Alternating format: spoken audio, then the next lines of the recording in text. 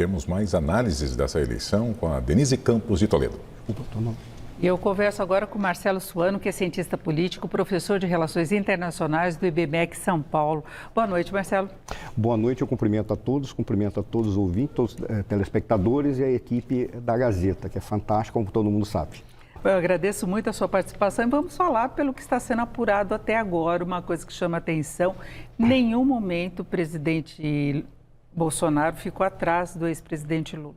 Conforme indicavam quase todas as pesquisas, com exceção de uma pesquisa que se questionava muito, inclusive, a credibilidade dela, por ser um instituto pequeno, né, sem muita experiência.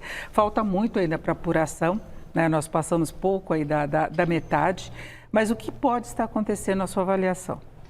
São vários fatores, né? O primeiro deles que pode vir à tona para nós é o fato de que se explica pelo que ocorreu com Donald Trump na sua eleição. Todos os institutos erraram e apenas um acertou que ele seria eleito. Quando foram entrevistar o responsável por esse instituto, ele afirmou o seguinte: havia um voto constrangido, inclusive ele criou um termo técnico que agora me escapa. E esse voto constrangido, ou seja, aquele eleitor que se sentia constrangido em dizer que ia votar no Trump, ele simplesmente o escondia ou escamoteava a sua verdadeira intenção. Qual era o grande problema? Todos os institutos utilizaram metodologias cujas perguntas e questões que eram apresentadas para os entrevistados chegavam a um resultado parecido, porque eram muito óbvias, muito objetivas. Você vai votar em quem e ponto. Ou num cenário construído XYZ, você vai votar em quem. As pessoas acabavam recuando. Ele desenvolveu, esse instituto, técnicas para, de alguma maneira, apreender aquele voto do eleitor constrangido, que estava com um certo receio de dizer que era trumpista. Porque havia um questionamento se o Trump era republicano de verdade ou não. Talvez o Trump fosse apenas Trump. Então, por isso havia esse voto constrangido. Essa é uma das questões. Agora, no entanto, as pessoas poderiam também dizer assim: talvez o voto constrangido estivesse direcionado para o PT. Por quê? Pela forma como o PT foi apresentado pelos seus opositores, como uma organização não muito decente ou alguma coisa, da forma como foi apresentado. Então, de repente, poderia o voto constrangido estar para o PT e não para o presidente Bolsonaro. O que ficou claro para todos nós: os institutos falharam nas suas metodologias, ou falharam nos cenários que construíram, na maneira como fizeram as perguntas.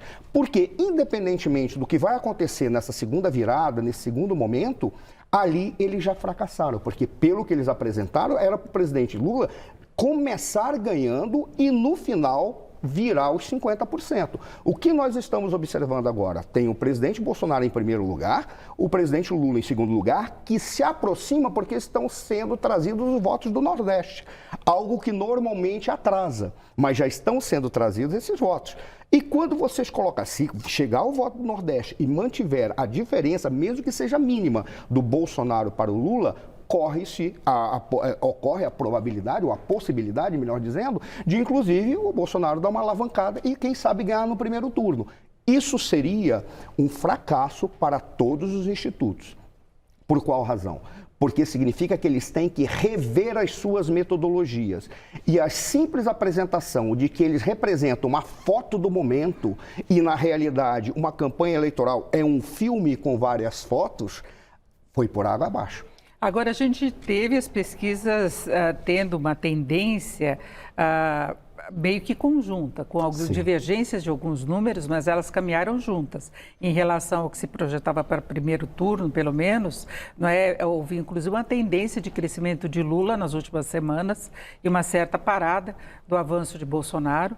Nós temos essa questão aqui de São Paulo, a apuração é bem mais atrasada aqui em São Paulo ainda. Talvez a gente tenha uma mudança de panorama, eu acho que é bom a gente observar isso. Sim. O meu questionamento se deve mais à diferença que se colocava de Lula, com a possibilidade de ter 50%, 51% dos votos. Em algumas pesquisas, Bolsonaro estava com 33%, chegava naquela faixa de 38%, 39% no máximo. Não é? Então, tem uma diferença muito grande a se virar agora para conseguir chegar a um resultado parecido com o que vinha sendo sinalizado, não é? Olha, para que isso aconteça, essa virada tem que ser muito forte. E em ambientes eleitorais em que já está estabelecido, ou pelo menos se imagina, que a tendência do eleitor ser de centro-direita é mais configurado, como o Rio Grande do Sul, talvez aqui em São Paulo, muito provavelmente Minas sempre houve, mas Minas também, a gente vai colocar, Distrito Federal já está configurado. A questão é, se essa diferença para o Bolsonaro se mantiver, quando ocorrerem a totalização dos votos do Nordeste, então significa que houve uma falha geral. Olha que coisa curiosa. Quando a gente observa, e aí eu não gosto de teorias da conspiração, tá? Eu apenas trazer esse elemento para a gente ver como tem que mudar a metodologia e tem que haver, sim, uma reforma geral da maneira como são feitas as pesquisas eleitorais. Quando a gente olha para a eleição de 2018, a partir do mês de setembro, o presidente Bolsonaro estava na frente. Tanto que ele foi eleito, mas tinha uma consideração. Dizia-se que ele estava na frente, mas com uma diferença que oscilava entre 3 e 6, 7, 8 votos, pontos, melhor dizendo. Quando chega no final, a diferença que foi apresentada entre aquilo que correspondeu ao voto e aquilo que os institutos apresentavam, era uma diferença de 2 vezes e meia, 3 vezes o que os institutos apresentavam. Então, Mas isso pode ser um embalo de final de campanha. Mas mesmo que seja um embalo de final de campanha, a pergunta que tem que ser feita é: uma pesquisa eleitoral é capaz de induzir o comportamento eleitoral? E se ela é capaz de induzir o comportamento eleitoral, por qual razão, em determinadas situações, esse comportamento reverte e não na tendência que se imaginava que poderia acontecer? Mais uma vez, não é teoria da conspiração, é apenas tentar entender o cenário em que o elemento mais importante aí é a psicologia de um cidadão que está tentando entender, afinal de contas, qual é o cenário que existe aí. Mesmo porque, quando a gente olha, qual é o público que realmente acompanha isso e tenta refletir sobre essa realidade?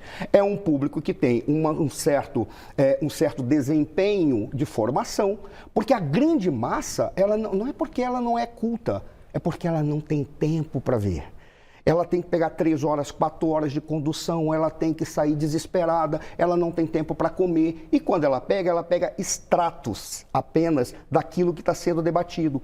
A pergunta é como que esse eleitor que pega extratos daquilo que está sendo debatido e pega um extrato que normalmente é tendencioso por ambos os lados, cada um vai apresentar aquilo que acha melhor, ainda assim não acompanhou aquilo que os institutos falavam. Mais uma vez, a metodologia tem que ser revista. Bom, nós vamos continuar a nossa conversa. Eu só queria lembrar uma referência que é muito importante, inclusive os partidos levavam isso muito em conta, que é Minas Gerais. Sim. Que quem ganha em Minas Gerais acaba ganhando toda a eleição. É uma tradição que se tem aqui no Brasil, que nós vamos checar também se isso vai acontecer.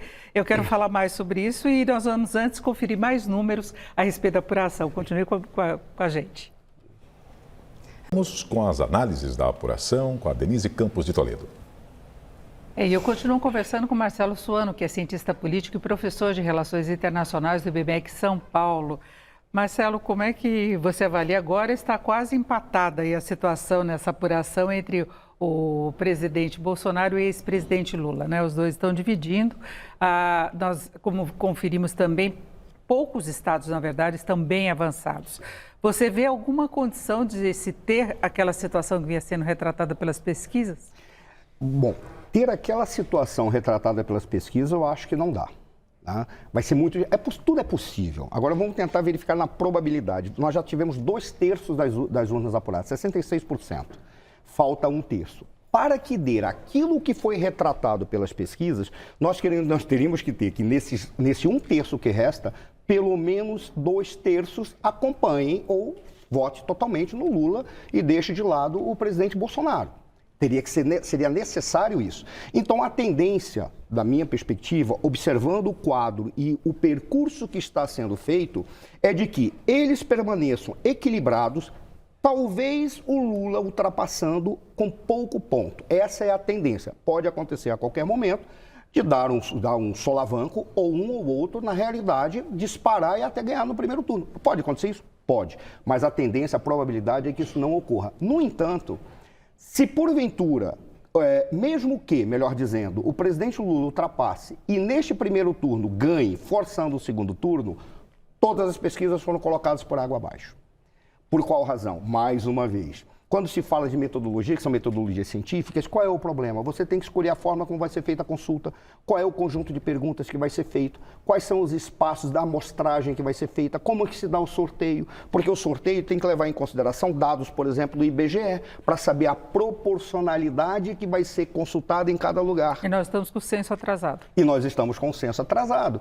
Então, tudo isso tem que ser levado em consideração para rever que talvez essa forma de fazer pesquisa não esteja mais adequada. Porque, independentemente delas apontarem que para um determinado candidato ser eleito e ele foi, mas coloca uma desproporção muito grande, já fica uma situação confusa e inadequada, podendo levar a questionamentos de qualquer liderança política ou de qualquer cidadão. A pior coisa que pode acontecer é instituto de pesquisa e liderança política perder a credibilidade. Agora nós temos São Paulo, na verdade, distorcendo as expectativas das pesquisas mais do que outros estados. Por exemplo, a vitória de Damares vinha sendo sinalizada, que foi uma das primeiras senadoras a ter a confirmação do nome. Agora, aqui em São Paulo, as pesquisas estão erradas, entre aspas, para presidente, também para governo, com o Tarcísio à frente de Haddad. Haddad ficou à frente das pesquisas o tempo todo. E também Astro Pontes, né, o astronauta que está superando Márcio França com uma boa margem. São Paulo está com mais ou menos o mesmo percentual da apuração nacional, está com 67% agora, a apuração nacional em 66%. Então, São Paulo está mostrando uma outra tendência do que se esperava. O mais assustador, eu poderia te dizer, que é no caso do astronauta. Porque o astronauta estava apontando nas últimas fotografias de que ele estava se aproximando do Márcio França e ainda assim atrás, por mais que ele estivesse perto. Agora, essa guinada, e ele está, neste momento, com os votos apurados com 50%, aí é assustador. No caso do governador, o Tarcísio já se imaginava que o Tarcísio ele conseguiria ir para o segundo turno. Talvez com o Haddad, já se imaginava isso. Por quê? Porque existe uma base para o PT e existe uma base para a esquerda aqui em São Paulo. Só que essa base estava sendo, só que isso estava sendo apresentado como uma base sem teto definido. O que se pode identificar neste caso é que talvez aquilo não fosse a base, fosse o teto para o Haddad. E traz uma outra consideração. Eu fiz uma brincadeira muito recentemente que eu disse assim: eu gostaria de colocar no meu currículo que eu fiz parte da equipe que fez o programa e fez a campanha eleitoral do Rodrigo Garcia. Porque se você acompanha a campanha eleitoral do Rodrigo Garcia, foi um espetáculo. Eles conseguiram apresentar o indivíduo que é o governador como sendo a terceira via. E mostrando que ele não estava preocupado com ideologia, estava preocupado em resolver problemas. Isso é um espetáculo. Aí a pergunta que faz é: por qual razão as pessoas não aceitaram essa estratégia que parecia ser brilhante dentro da construção lógica? Aquilo foi brilhante. Fugindo da polarização. Fugindo da polarização.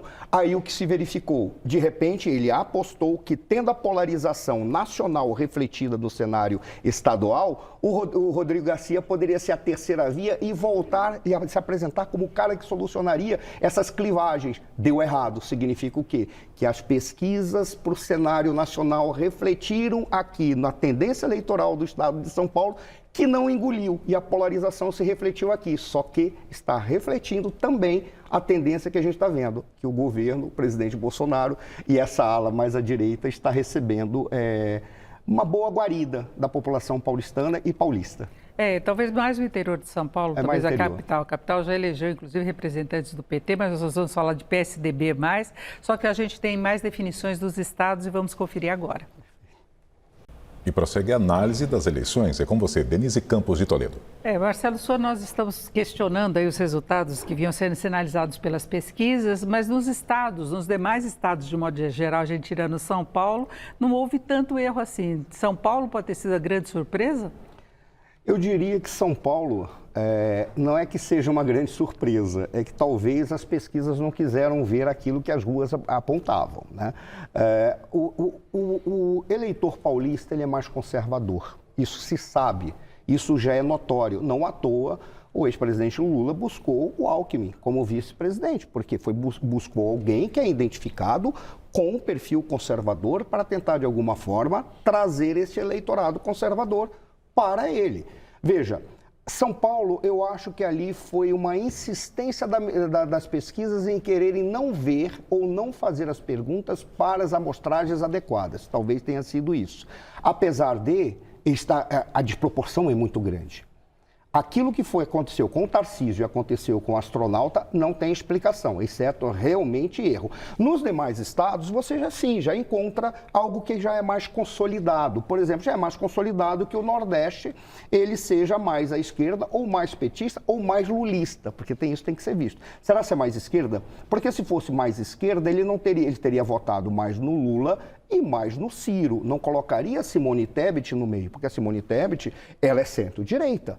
Apesar dela estar com um antagonismo e um ódio muito grande com relação ao presidente Bolsonaro. Mas ela é centro-direita, ela se apresenta dessa maneira.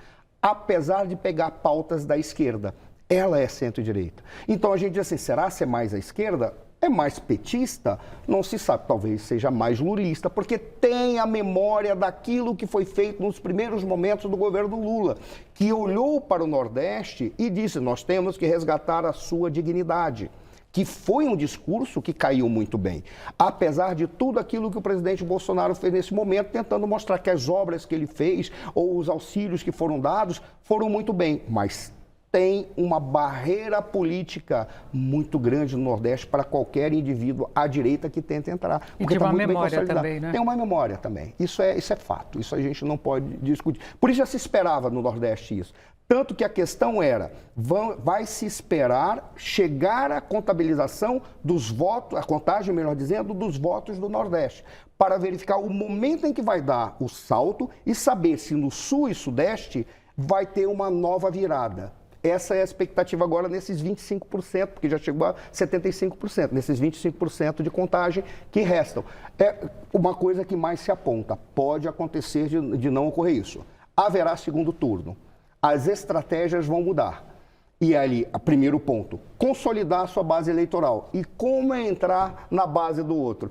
Aí é que se vai ver a genialidade das equipes de campanha. E da postura pessoal dos presidentes, dos candidatos, eu acho que isso pesa muito. No caso de Simone Tebet, eu acho que pesou muito a postura pessoal dela, assim como no caso de Ciro Gomes, que ele acabou desagradando parte da própria base, não é? Sim, mas olha que coisa curiosa, sem ficar falando a positivo ou negativo em relação a ninguém, mas quando você pega o discurso do Ciro, ele é retilíneo e logicamente muito bem construído. Se você colocar o discurso do Ciro numa tabela de lógica, eu não diria que ele é perfeito, mas ele é muito bem encadeado. A pergunta que se faz é, por que o povo não considerou um discurso tão bem apresentado como este? Essa é a pergunta que vai ficar, principalmente a população nordestina. Bom, nós ouvimos Marcelo Suano, que é cientista político, professor do IBMEC, professor de Relações Internacionais do IBMEC São Paulo. Eu agradeço muito a sua participação, seus esclarecimentos. Muito obrigada. Muito obrigado. Foi uma honra para mim. Espero ter auxiliado o cidadão na compreensão dos fatos e não ter decepcionado ninguém e ter cumprido o meu papel aqui como cidadão também. É isso. Muito obrigada com vocês.